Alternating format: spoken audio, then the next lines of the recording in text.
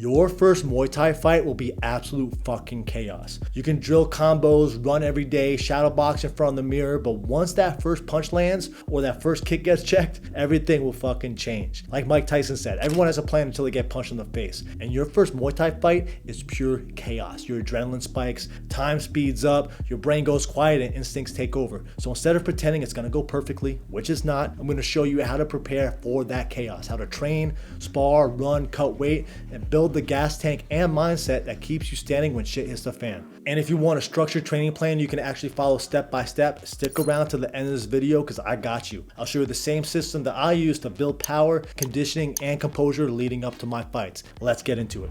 Hey, I'm Sean Fagan, a retired professional Muay Thai fighter, coach, and the guy behind Muay Thai Guy. I fought in Thailand, fought at MSG, won a couple amateur titles. I've cornered hundreds of first-time fighters, and I've seen every type of debut, believe me. Some people crumble from the nerves, others go full berserker and gas out in 30 seconds, so this is the real no BS guide for your first Muay Thai fight. What to expect, how to train, and what it actually takes to walk out of the ring proud, win or lose. Now let's be honest, your fight isn't about flashy technique. You're not going to be throwing flying knees, spinning elbows, and tornado kicks, alright? If you are, good for you. But most of the time, it's going to be about conditioning, defense, and composure. You'll forget most of what you drilled. You'll barely hear your corner, if at all. You'll be running on a fucking autopilot. So the goal of this entire training plan is simple. Build a foundation so fucking solid that when the chaos hits, your body automatically does the right thing. If your cardio holds up, if your guard stays tight, and you keep your composure while your opponent is swinging wildly,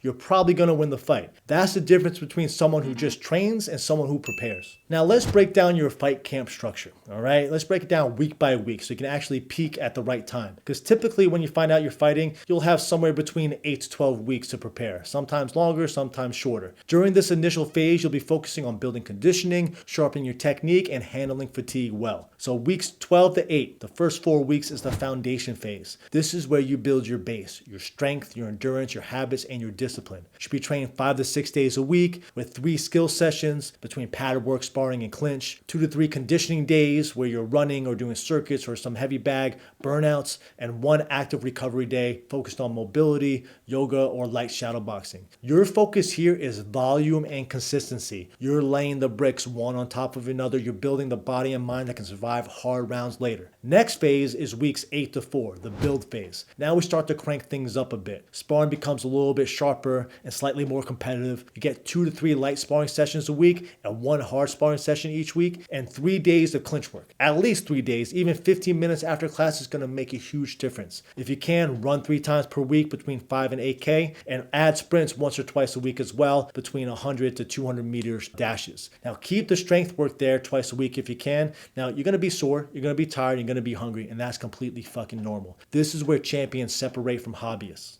Then we move on to weeks 4 to 2, the sharpening phase, because now you're fucking in shape. So this is where you refine your technique and your game plan. Although your game plan is going to go fucking out the window. So we want to make sure we keep the intensity high, but start trimming total volume and focus really on quality reps. Sparring focuses should be more on timing, reaction, and clean technique. Keep your clinch active and maybe have your team run you through a Shark Tank where you go up against a fresh fighter every fucking minute. It is horrible, but it's very insightful. Also make the pad rounds mirror the pace of the fight. Explosive, tight, and focused. This is where you should learn how to fight smart, not just emotional. And then the final 10 days is where you start to taper down. Now we reduce the volume but keep the speed and the sharpness. This means shorter pad rounds, faster drills. Think about having the pad sessions the same type of timing for the fight itself. So for example, if you're fighting 3 2-minute rounds, make that the fucking pad work or the bag work. And make sure you're also putting quality light sparring or movement work with trustworthy training partners. This is not where you want to pick up injuries, all right? This is where you're not doing hard sparring. You want to focus on rest, sleep, hydration, and your mental prep.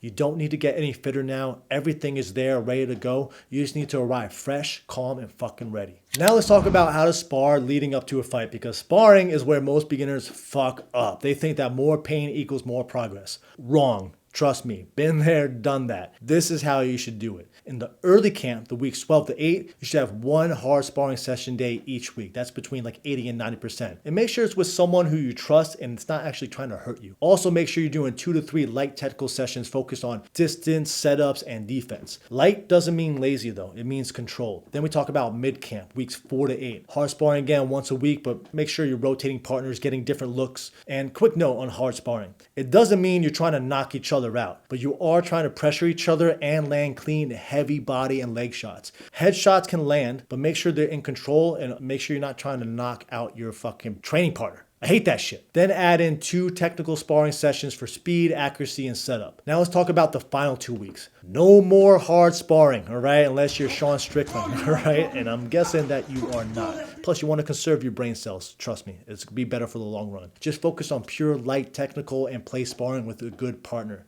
Make sure you're getting in good pads, fast bag work, and high tempo shadow boxing. And don't neglect the clinch ever, all right? Do it 3 times per week minimum because it's where most first fights are either won or lost. The clinch is going to teach you balance, control, and composure under pressure. Now let's talk about your conditioning because your gas tank is going to win you a fight, period. Here's what your conditioning should look like during fight camp. You should be doing 3 long runs per week. This is between 5 and 8 kilometers, 3 to 5 miles at an easy pace, all right? This is where you're building your aerobic base, your recovery system that helps you between rounds. Then add sprints 1 to 2 times per week. This is 8 to 10 sets at 100 to 200 meters. All fucking out, walk back to recover, and then explode again. These build explosiveness and help you push hard late rounds. It also builds your anaerobic threshold, which is going to help you recover and explode a lot more in the fight. You also want to make sure you're doing 3 to 5 rounds every day, all right? This could be heavy bag work, pad work, shadow boxing, but make sure you're focusing on clean movement, combos, and breathing. And make sure you're also ending with some type of finisher at the end of every session. That's 30 to 60 seconds of nonstop skip knees or alternating teeps or 100 kicks. And make sure you're also doing strength and core, all right? At least 2 times per week, ideally, right? Stick with just the basics, push-ups, squats, pull-ups, planks, and rotational work. And if you're interested in strength conditioning for Muay Thai, you can check out a free guide that I have below in the description. Keep it simple, keep it effective, keep it fight specific. And do your runs in the morning and then your Muay Thai at night. Break it down, something like that. It's going to help you build mental toughness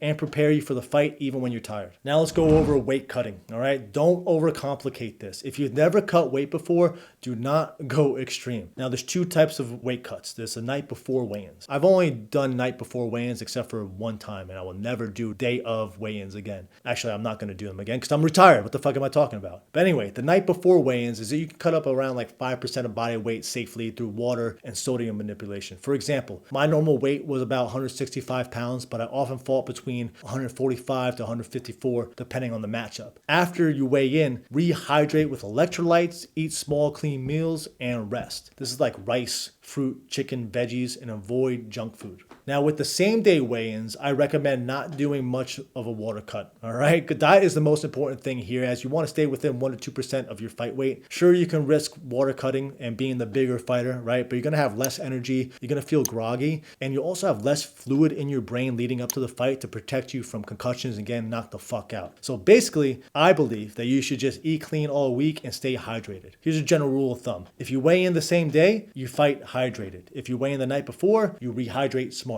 For your first fight, focus on performance and not the scale. Next, I want to just talk a little bit about the importance of coaches and training partners because you can get in shape alone, but you can't prepare for a fight alone. A good coach gives you structure, accountability, and game planning. They'll tell you when to push harder, when to back off. They'll stop you from being stupid when you're overtraining. And good partners will make you better without trying to fucking kill you. They'll test you, they'll frustrate you, and sharpen your timing. Now, if your gym doesn't have that environment, travel to find one that fucking does. Even if you can go get sparring rounds in at other gyms with other partners, that's going to be a good place to start because it will give you different looks to prepare for a variety of different styles of opponents. Because trust me, having the right corner and good training partners is going to make all the fucking difference. Now I just got to drop in some truth because I'm from New York and I just got to shoot it fucking straight. Your first fight will likely feel like a complete shit show. All right? You'll feel like you're going to go in there technical and calm, and I hope you fucking do. Bless your soul. All right? But chances are, it's gonna feel like you were just thrown into a fucking tornado. Your legs are gonna feel heavy, your arms are gonna stop listening, your lungs are gonna feel like they're on fire. That's adrenaline, baby, and that's normal. You're gonna forget half your combos, you're gonna take shots you didn't even see coming. So your job isn't to be perfect, it's to stay composed. It's to keep your guard tight, to keep moving, to keep breathing, to use your jab, your teep, and your defense to control the pace. Because when you get tired, and you will, that's where your willpower and conditioning was going to take over. So if you have a decent clinch, that's also a great place to take the fight when you start to fatigue. Because remember, cardio, defense, and composure is going to help you win your first fight more than anything else.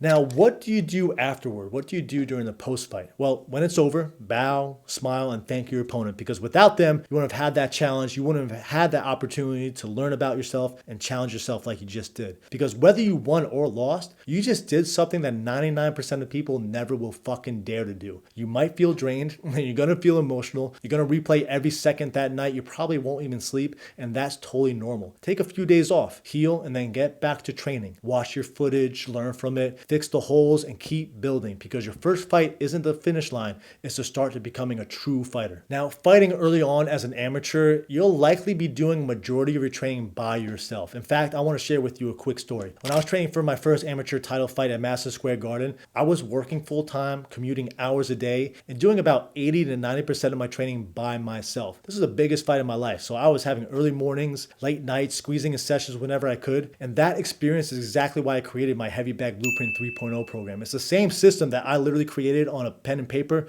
on a napkin, if you will, that I use to stay sharp, build real fight conditioning and technique, and walk into my MSG fight ready to fucking win, which I did with a 5th round TKO in front of my family and friends. It was absolutely insane. If you want that extra edge, the kind of solo work that makes you sharper, stronger, and more confident for fight night, this program bridges that gap between training at your gym and your own grind by yourself in the shadows. It's a 9-month progressive system with follow-on workouts, combos, drills, workouts, conditioning rounds, and it's going to help you improve your fight IQ as well, because it's going to replicate a real fight camp structure. So if you want to see how it works, you can try one of these free Heavy Bag Blueprint 3.0 workouts right here, but you can also go to heavybagblueprint.com to check out the entire course and learn how to train like a fighter anytime, anywhere. Train smart, breathe through the chaos, and remember, champions aren't made in the spotlight, they're made in the lonely hours when no one else is fucking watching.